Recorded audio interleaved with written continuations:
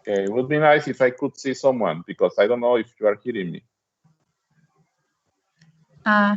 You can open like YouTube in the next tab and like mute it. I'll send the link now, like to the chat here. I have it.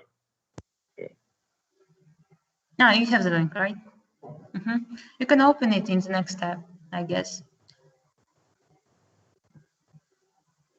And then like resize the window with a tab.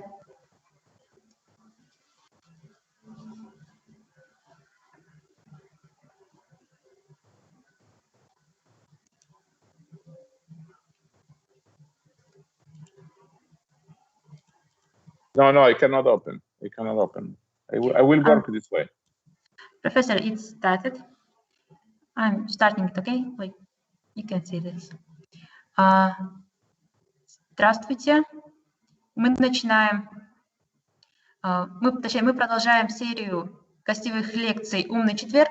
Сегодня у нас в гостях профессор Льюс Рохас-Солорзано. Он является директором докторантских исследований в области инженерии, науки и технологий, а также является профессором кафедры механической и аэрокосмической инженерии в Назарбаев университете. Today we are continuing our Smart Thursday guest lectures, and today our guest is Professor Lьюс Рохас-Солорзано. He is the director of graduate studies at School of Engineering and Digital Sciences, and also he is associate professor in the Department of Mechanical and Aerospace Engineering in Nazarbayev University. Professor, welcome. Thank you. Thank you, Alina, and thank you, dear colleagues and students from Nazarbayev Intellectual Schools. It's my real pleasure to be today in this presentation. My name is Rохас-Солорзано, as my former student and colleague Alina introduced me. I am a PhD in mechanical engineering, 1997, Carnegie Mellon University. And you can see my background in the slide. Can you hear me well? Yes, we hear you. Okay, my current areas of interest in research and development are computational fluid dynamics, called CFD as well. I highlighted the specific areas where I work currently: multi-phase lattice Boltzmann modeling of carbon dioxide sequestration and drag reduction of engineered surface roughness in turbomachinery, and multi-phase flow in annular pipelines. I will talk about that later on. And in clean technologies, my current interest is on energy efficiency in residential and commercial buildings, and the mapping of the water harvesting possibilities along Kazakhstan. I will talk about only the first point today. First, how do we start a research in science? How does the research start and develop? Well, we have the scientific method, which is an empirical process that we follow in order to find answers to scientific questions. Scientific method is composed by several steps. I will highlight them in this slide. First, we make an observation, something that we want to solve, and then we proceed to establish the problem. What is the question we want to answer? And in doing so, we need to justify the importance of a problem. Why this is important for society, for the community. After we create or we establish the problem, we proceed to review the background around that problem. What has been done previously by other researchers in the field. This is what is called literature review in the scientific method. In this step, we complete the review of what has been done, and we close the review with the gap The gap is what is the space that is not yet understood. And this is the place where we focus our research. Then we identify the variables that we want to measure and the variables we want to calculate. And we formulate a very important element in analysis, which is called the hypothesis. The hypothesis is an educated guess on what we are expecting in our investigation. And our task next is to demonstrate that that hypothesis is true or false. And to do so, we design experiments that might be laboratory experiments or might be simulations, and we run the experiments to demonstrate if the hypothesis is true or false. And this is done through what is called the methodology of the study. We have to describe what equipment, what experiments, what simulation we are going to do. After we do the experiments and we complete the experiments, we collect the data from those experiments or those simulations, and then we find the conclusions of these results and try to connect with the hypothesis, try to find out if the hypothesis was true or false. In some cases, it's not that direct, and we have to come back and reformulate the hypothesis, which is, again, an educated guess that presumes what we are expecting and redesign the experiments and do this like a cycle until we get the solution to the problem we are trying to find. In the end, we complete the analysis with the future work that we plan to do afterwards. These steps are followed in any scientific investigation. And now I will present you what are my current works in CFD and in clean technologies. And I will try to connect, while I present those cases, with the scientific method. Okay? First, computational fluid dynamics. Before I present my current work, I want to introduce what is computational fluid dynamics. First, fluid dynamics is the branch of physics that deals with fluids, in which we analyze kinematics of the fluid, how the fluid moves, but also what are the forces that cause the fluid motion. In many cases, fluid dynamics involves heat transfer, and heat transfer and fluid mechanics are very well connected. The fluid dynamics might be studied by using different approaches: theoretical approach or analytical, experimental approach, and computational approach. Today, I will be talking about computational approach specifically. Computational fluid dynamics is the branch of fluid dynamics in which we use mathematics, computers, and fluid dynamics. Fluid dynamics, remember, is a branch of physics. So we are using indeed physics, mathematics, and computers, which makes a lot of sense with this today's presentation, right? So CFD implies a solution, a mathematical model that represents the physics of the fluid. And in doing so, we discretize the domain and the governing equations to get approximate solutions. So now I will present some cases of my current interest. Before I present the specific cases, I want to remind that there are different scales in which we deal with fluids. We call this a scale of matter, and they go from the atomistic to the continuum scales. As you know, the matter is composed of molecules, and molecules from atoms, and even much smaller entities than that.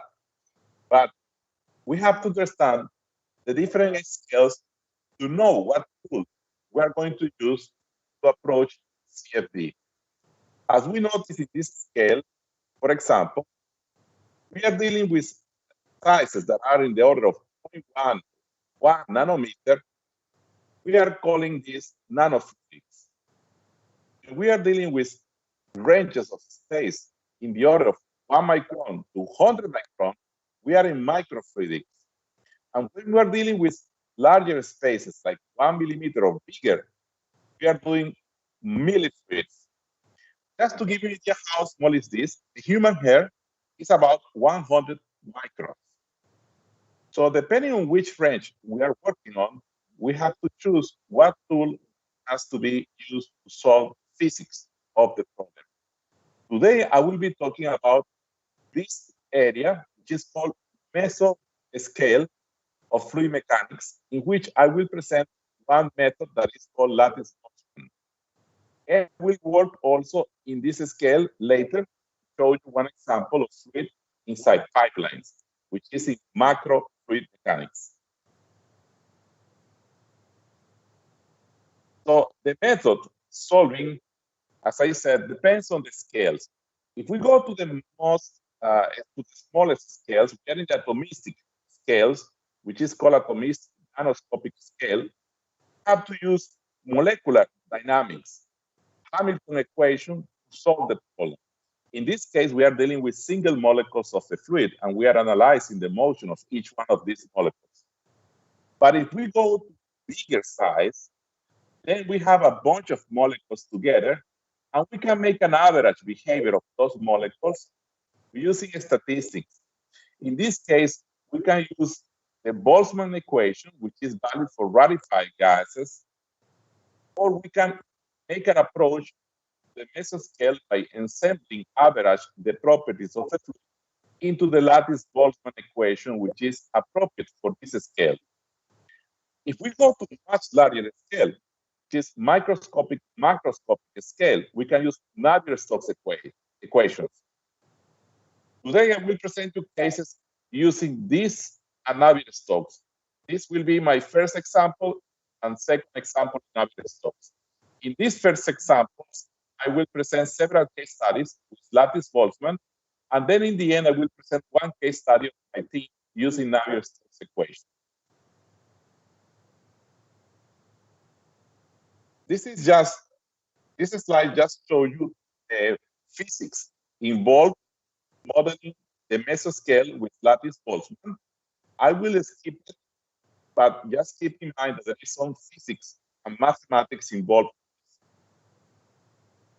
I will jump to the case studies, okay?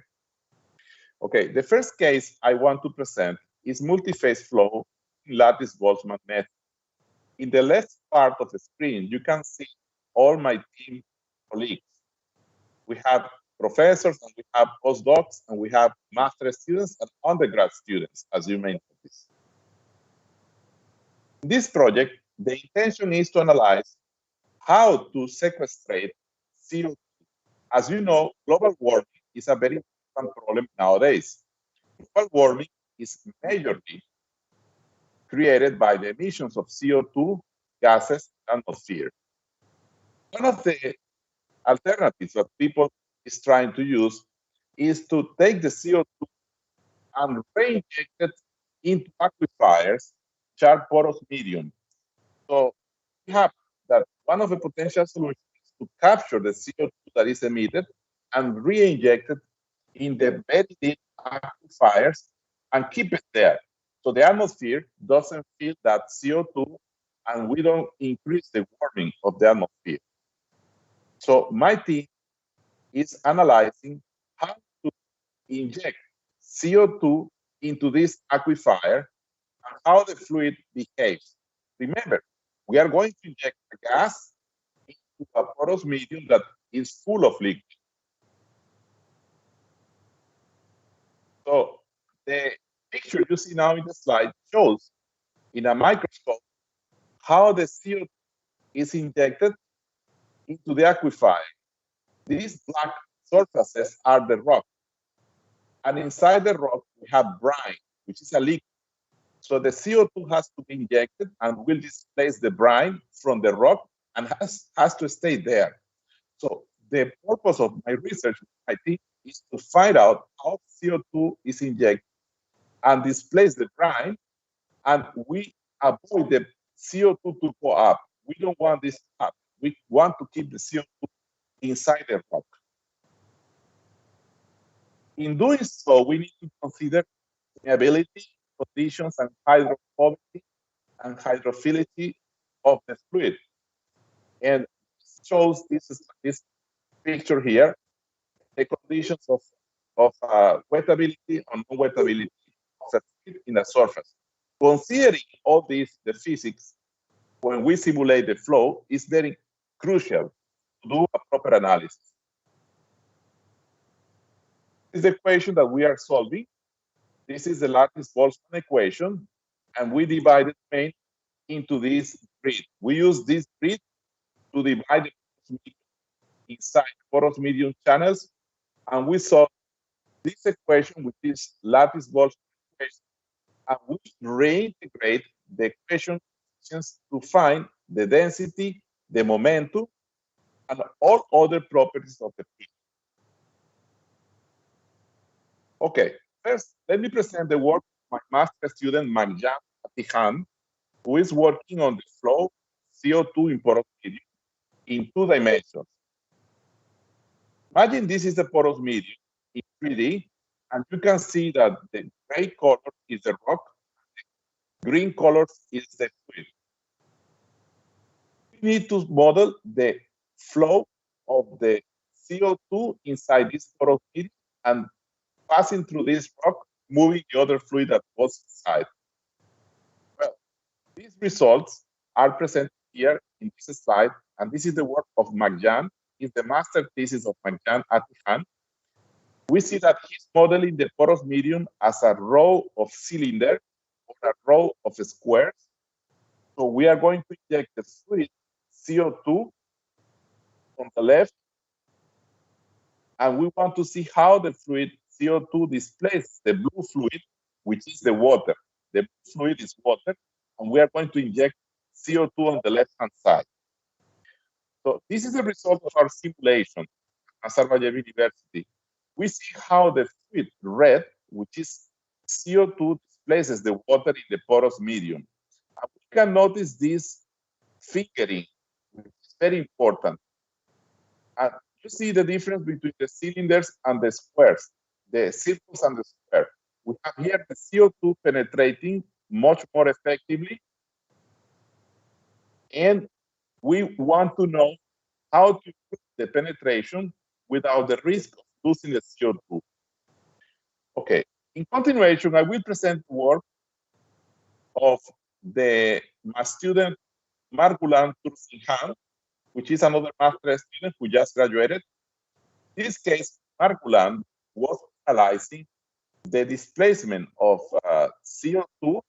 This is CO2, and this is the liquid.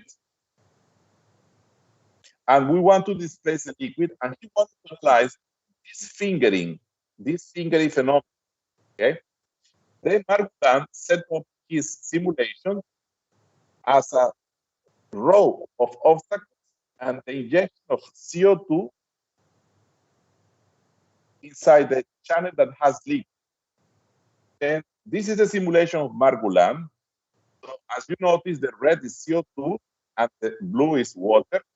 And the left this picture is with a smooth surface, and we find the simulation also with the roughness. If you notice here in the bottom, there is a rough. This roughness here is here in the bottom. So Margulan analyzed how can we increase the penetration of CO2 by making engineered roughness on the surface inside the rock. Another example is by my student Nur Sultan Shumatai, another master student who just graduated. He was analyzing how the fluids displace on a wall that is inclined. And he wanted to see also the effect of the droplet on top of roughness. So when you put a droplet, for example, on the clothing that you carry, the droplet might penetrate the clothing or might not penetrate the clothing, depending on the wettability. As you notice, this example here is non-wettable. This droplet is not penetrating the clothing. This is due to one phenomenon that is called wettability. So you can observe here this droplet on the surface, and depending on the properties of the surface and the droplet, you might have penetration like this one, which is called Wenzel penetration, or you may have the droplet resting on the top of the roughness without penetrating the roughness. This is Cassier-Baxter. The objective of Nursultan, my master student, was to simulate this phenomenon in the computer. So he established a domain, and this is Nursultan's result in the computer. You can see this is the Cassier-Baxter. As you notice, the blue fluid doesn't penetrate the groups. The groups is not penetrated. And you see here how to penetrate the groups. This is the Wenzel. So Nursultan was able to simulate this phenomenon, which is very important when we run a fluid on a surface that is irregular. The next example that I will show you is another case in which one of my master students simulated the effect of a bubble inside the fluid when you subject the fluid to shear stress. Imagine you have a channel in which the fluid is moving in this direction, okay? The fluid is moving in this direction. And you have this channel in which you move the top surface in this direction and you move the bottom surface in this direction. Original droplet, original bubble that was to the left will start deforming. And as it deforms, it might eventually split. So it might break droplets, okay? This example shows a laboratory verified by other investigators, not my team, in which you can see how the droplet is stretched. And eventually the bubbles break, okay? This is a work by other experimentalist researchers around the world. Now, McJan's work was to simulate this in the computer. This is McJan's work. He put the bubble inside the channel, and he put the channel under stress by moving this wall in this direction, okay, making the shear. And this is the result he got in the simulation. See that the droplet was originally like this, and this become like this. But if he kept increasing the shear, the droplet, or the bubble in this case, became much more stretched, and eventually it broke in small pieces. So with this work by McJan, we were able to simulate a stretching and breakup of a bubble inside the fluid, which is very important also in simulating the flow in small scales in aquifers, for example. Next example is by Nursultan Chumatai. Nursultan's work in this case was simulating how a droplet moves on the top of a surface that is inclined. And his work attempted to find out the effect of the gravity and the properties of the fluid that is running on the wall. As you see in this picture, when you put a droplet on a non-wettable surface, the droplet typically tries to move with the gravity in the bottom direction, right? Well, this phenomenon is quite interesting for many applications, and we wanted to understand this much more clearer. So these are some pictures of some experiments by other parties. So Nursultan Chumatai simulated this in the computer in my team. And these are the results. This is the droplet on the wall with the gravity. In this case, the drop doesn't have enough weight to break, but then he increased the weight and the gravity, then make the droplet break, as you see. So we could simulate the breakup of the droplet and how the rest of the fluid continue moving downward, depending on the conditions of the surface and the fluid. The next example is from Baghdad Daujejo, which is my former PhD student. She is now postdoc. She wanted to simulate in micro channels how is the mixture of two fluids to enter here one fluid, enter here another fluid, and both mix, and you want to see how we mix in this channel. In doing so, there are some obstacles that are placed in the middle of the channel such that it increases the mix. is to mix at the level of 100 microns. Okay, we are talking about a thickness that is similar to the hair of human. Okay, simulation by Bagdagur. She did it in the computer, and she could reproduce the effect of the mix streams, how they mix, and how the obstacle helps in mixing these two substances. As you increase the number of obstacles, you see how the mixing increases. So he found what was the optimal number of obstacles such that he can reach a mixing that was much better than the original mixing without major pressure drop. Another example that I want to show is by also my postdoc, Jejova, who analyzed the motion of a droplet inside the channel with an obstacle. In this case, this is a droplet, and the droplet is trying to pass through this channel. And as you notice, when the gravity and the pressure gradient is acting on the droplet tries to pass through the channel. But you need to increase the pressure drop until you can get the droplet passing through the channel. Then she tried the same with a more complex array that simulates more the porous medium, because this is our major effort. And this shows a droplet trying to squeeze through a complex domain. And depending on the pressure drop we impose, the droplet can move and pass through the porous medium.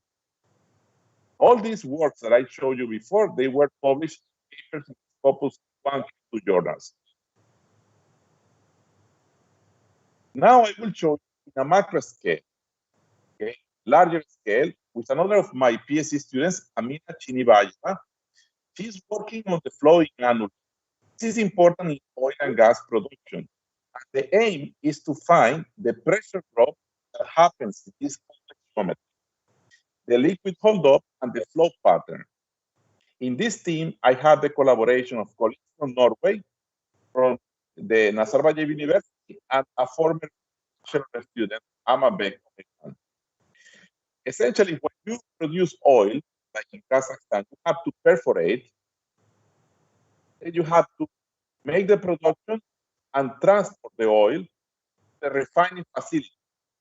In our study, we are focusing on this step in production of the well and pumping the fluid out of the well.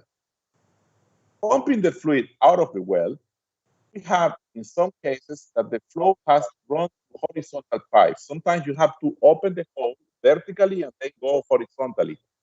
And doing that horizontally, in some cases, the flow has to pass annually. So the question is how to predict the pressure drop to calculate the proper size of the pump. It's a very important aspect, because a poor selection of a pump might render very bad service to the oil industry. So we need to help to develop a better prediction of the pressure drop. So Amina developed a model that is predicting the flow through this space in between the pipes. And this is one example. It speaks of when this happens. Okay? And we have logging. As you see, the flow comes from the reservoir, goes up to the surface. So this annuli here is trying to model in the horizontal concentric condition. So these are the governing equation. Again, physics. This is the second law of Newton, written for fluids. This is called Navier-Stokes equations. And this is the result of Amina in her simulation.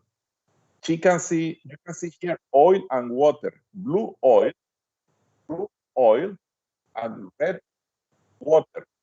So she modeled this in different sections of the pipe, and these are the figures that we call in the simulator.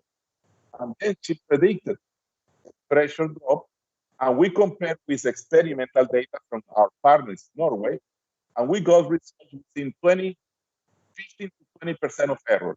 So we are now improving the model at this moment.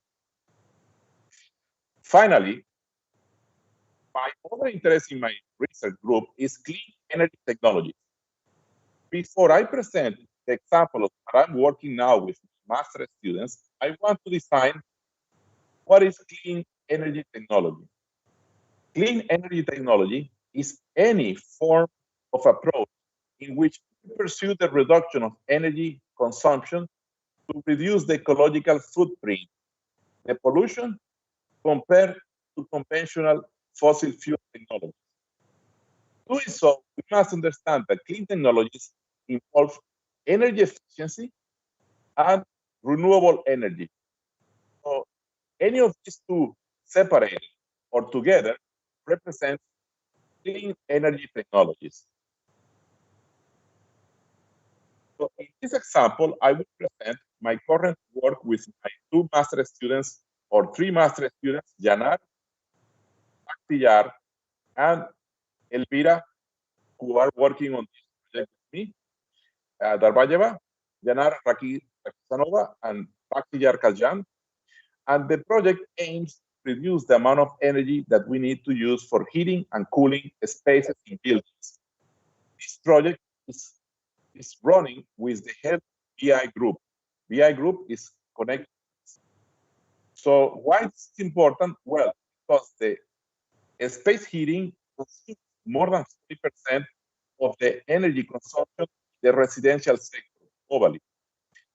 And the space cooling represents about 37% of the energy consumed in the residential sector, and is increasing gradually. So this is one of the most important elements in energy consumption in the world, heating and cooling. So if we can reduce the energy used for those 2 purposes, we can improve the consumption of energy and we can reduce the footprint, the carbon footprint on the environment. Well, for this purpose, for cooling, instead of cooling the whole room using jets that are placed in the roof, jets that will cool the people inside the room, instead of cooling the whole room, as you see in the left picture. And for heating, we propose to use small platelets that will be radiating in a smart way. They will be connected to AI systems that detect the people position in the room, and they point the jets, points the heaters to the people position to heat directly where the people is located and avoiding the heating or cooling of the whole room. A description of our research needs to be validated. So we took data from a third-party team. They analyzed people in a room, how the cooling of the room happened. And with this data from this paper that we found in the literature, we created our model with people inside the room, and we put the people in our computer room. This is the computer lab that we have. This is like a model, computer model that we have to simulate the position of a person sitting in the room. In this case, we put the model and we refine the mesh of the simulation, and we run simulation to predict the cooling of the room, validate our model with experimental data. The next step is to run smart heating, the smart cooling, and demonstrate that these systems are more effective and more efficient than current cooling and heating. I close my presentation. I'm open for questions. Thank you, Professor, for your presentation and talking about your research. And we have 2 questions here, about how to get into that research. And first question is about a strong base in which topics is recommended for the most harmless or effective start in CFD analysis in research like this for prospective students, for high schoolers. Where should at which topics they should put more attention? So differential equations, or which ones are most important? I recommend to learn programming in C++ or Python, a language. I recommend to have a good background in mathematics, like how to solve differential equations, to understand better the process. And I recommend to have a strong background in physics, knowing well the laws of physics for motion, the first, second, and third law of Newton, the conservation of energy. And with this, I think you have a good background to start getting immersed in CFD. Okay, thank you. And the second question is, where should our prospective students, when they should start research, when they should start approaching professors, during their first year, or should they only build their background during the first year? Yeah, I recommend to build the background during the first year and start doing research after the first year, in the second year and ahead. Mm-hmm. Thank you. I guess that's it. Not that much students were present during the session because they have lessons now, and during the breaks they were here. And I think we should finish our session. And if they will have questions regarding your research upon watching the recorded session, can I write to you and then connect them with you? Yes, of course, Alina. It's my pleasure, and I'm open to receive your inquiries. And the idea is to grow and to make the research become more popular among the students. Thank you very much. Thank you, Alina. Thank you, Thank you for being here. Intellectual Schools, for the invitation as well. Goodbye. Bye-bye.